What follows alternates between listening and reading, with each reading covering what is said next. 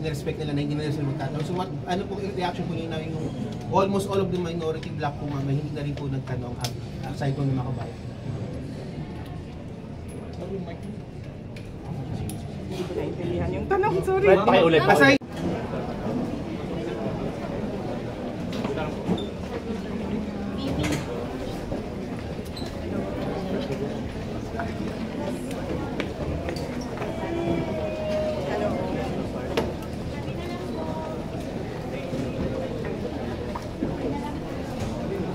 Saan siya nakaayos? Kasi malungkot.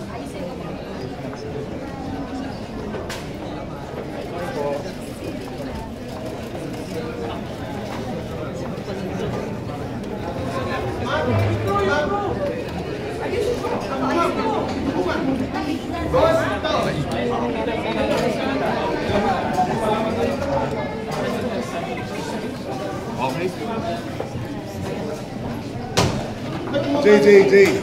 Ayusa sa.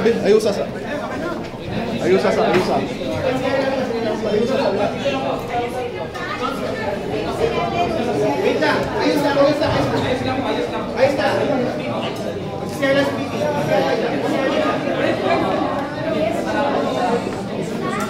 So right mga kababayan, inaantay lang natin na kasi nag-CR pa si BP. So antayin natin kung ano yung magaganap na interview ngayon dito sa loob ng Congress. So ayan, kung makikita natin na talagang inaantay si BP Sara, no, sapagkat marami pong katanungan itong ating mga media, no. Panigurado po mga kababayan, marami pong isasagot ito si BP Sara ngayon dito sa Congress.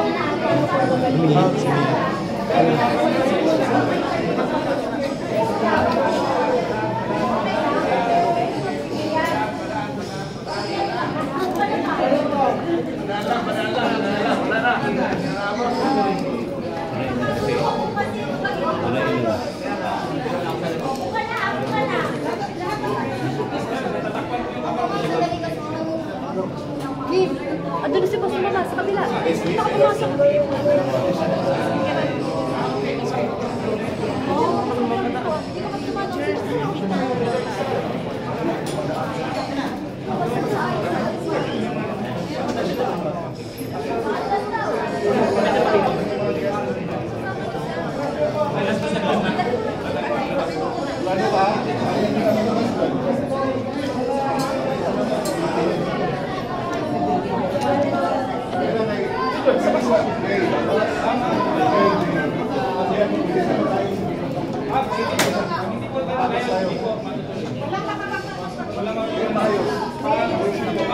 Yan po yung kaganapan ngayon dito, no? Inaantay na lang si BP Sara na lumabas dahil nasa lang CR.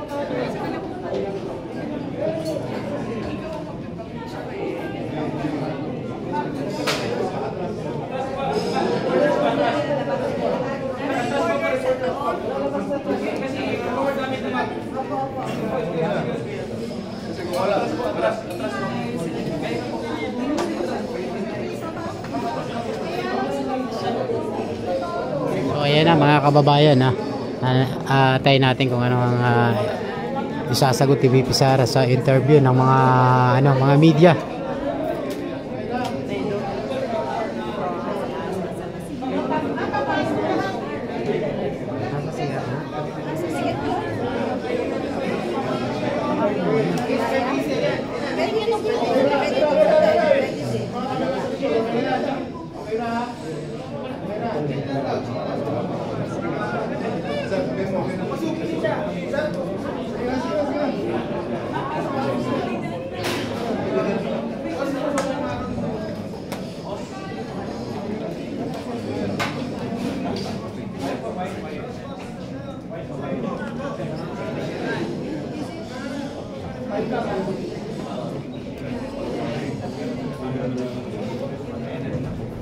Ayan na si VP Sara. Ayan na si VP Sara mga kababayan. Ayan.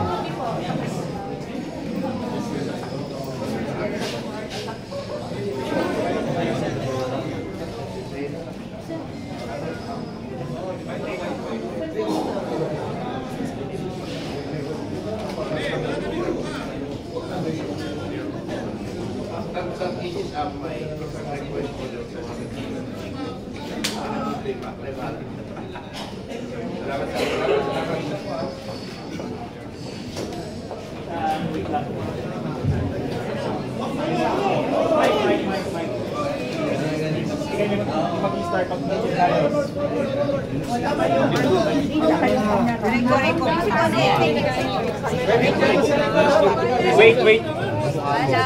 Singko pa ba ng konti? Guys, kindly settle down. Settle down lang muna kayo. Settle down po muna. Pakibaba na lang po yung mic. Pakibaba na lang po. Nakatamaan po si ma'am. Okay. First question, Marisol. Were you expecting the scenario this morning that you had na marambay sa Yes, ma'am. Opo. It was actually for last Friday. Ready na kami last Friday para pumunta dito. But the budget sponsor decided to defer it Tuesday morning. So ngayon, present ng budget ng Office of the Vice President at defend ng approved sa CBM under the National Expenditure. just like last time, kayo lang din ang mag-isang marambay sa budget hearing po ng OVP? Oh yes, oo. Nag-usap kami ng mga kasamahan ko sa Office of the Vice President and syempre lahat ay apprehensive pa sa nangyari noon sa mga personnel. Nangyari noon committee hearing sa House of Representatives sa mga personnel ng Office of the Vice President na ang daming kinabahan, ang daming nagka-anxiety, ang daming nagkasakit. So sinabi ko sa kanila na it is best kung ako na lang yung maharap sa budget hearing ng Office of the Vice President. Next question, Marian. VP, yung 7.4 million pesos po na binanggit nyo, security personnel po, public funds po ba galing? Yes. Oo. Napakaklaro nun, no, na wala akong ginamit para sa akin, para sa Vice President, na pera ng gobyerno para sa mga biyahe ko overseas. Merong charge sa Office of the Vice President ay yung security decision yun ng Armed Forces of the Philippines kung magpapadala, ilan at kung sino. At yung pangalawa ay yung sa Office of the President, Office of the Vice President personnel na sumasama kapag meron akong events at activities for the Office of the Vice President. Ma'am, you were given an option earlier na pwede niyo uwiban yung parliamentary immunity, but you opted to answer the questions anyway. Why po? Yes, oo. Ano nga ba yun? Meron silang tradisyon. According to the House of Representatives, meron silang tradisyon na hindi na nag-hearing ang budget ng Office of the President at Office of the Vice President. Pero kanina tinatanong ako kung i-waive ko ba yung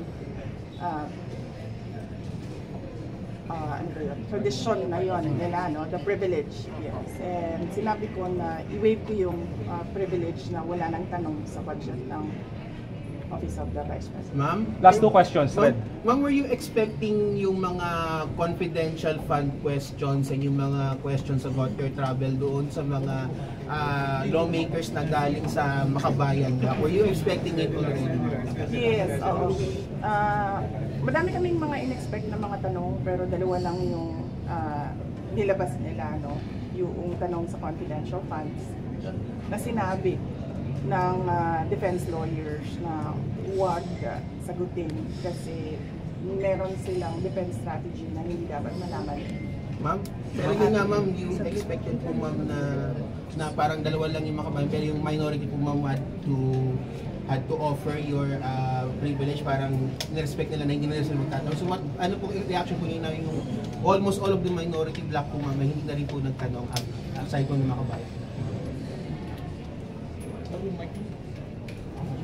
Hindi ko naintindihan yung tanong, sorry. Pakiulit. Aside po ma'am, kasi na parang minade na rin po ng minority, hindi na po nagtanong yung almost lahat ng minority, members ng minority sa inyo. Of course, majority expected na hindi mo magtatanong. Yung minority hindi po nagtanong sa inyo ma'am. So ano po yung reaction po ninyo na parang dalawa lang sa minority, yung makabayan black lang nagtanong and hindi lahat yung ng minority members ma'am? Wala akong feelings or reaction sa doon.